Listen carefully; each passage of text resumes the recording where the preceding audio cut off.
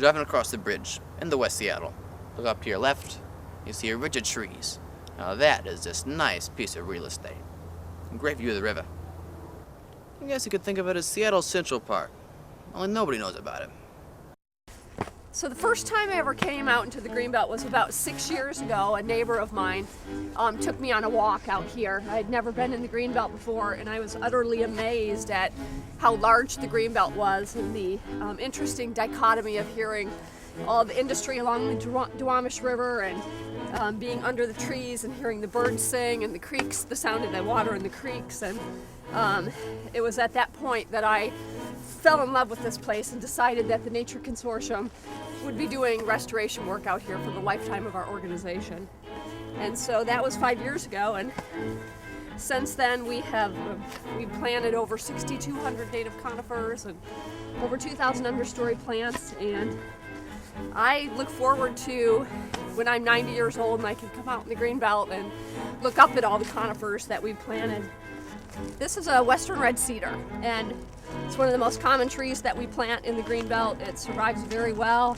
It doesn't mind getting its feet wet, but it also does well in the sunshine. So we plant a lot of red cedars, Doug fir, grand fir, Sitka spruce, and western hemlock.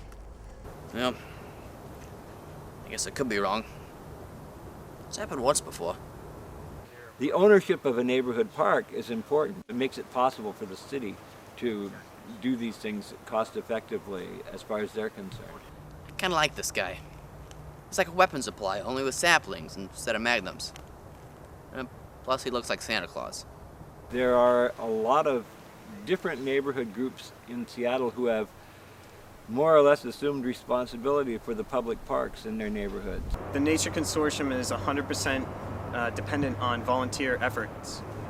Any group that wants to have a work party for any sort of reason will host a work party for them as long as they come out for just even a couple hours and have at least say 5 people. We'll host a work party and bring out all the tools and gloves and lead the event itself. But without volunteers we couldn't do any of the stuff that we're doing now. This year alone, we've had over 2,600 hours of volunteer service out here in the West Duwamish Greenbelt, and that's a lot for a small organization. And we've planted in the past 5 years out here. We've planted over 6,000 conifers, native conifers, and over 2,000 understory species. The work that you guys will be doing today is actually in preparation for this fall's planting, and I encourage you to come out and join us for a work party when we are actually planting, because that's a lot of fun too.